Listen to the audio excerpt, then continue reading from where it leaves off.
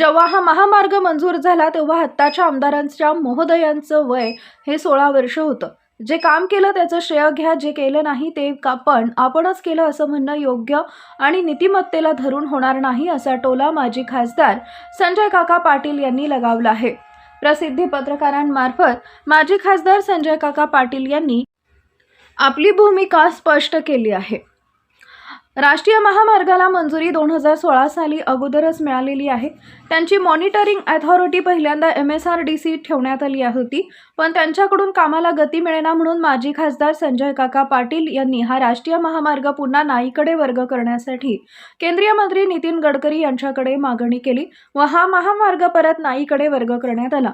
संपूर्ण भूमी अधिग्रहण प्रोसेस पूर्ण करून आता त्याची बजेट प्लेट अहवालात सबमिट केली गेली व त्याला प्राथमिकता देण्यात आली. नाईच्या मीटिंगमध्ये आमदार रोहित पाटील यांनी फक्त या महामार्गावरील तासगाव बायपास संदर्भात किरकोळ बदल सुचवले व तेही गृहीत धरले गेले. तसा मीटिंगच्या मिनिट्समध्येही उल्लेख आहे. यानंतर ही संपूर्ण महामार्ग आपणच मंजूर करून घेतला आहे असं म्हणून स्वतःची पाठ थोपटून घेणं योग्य नाही.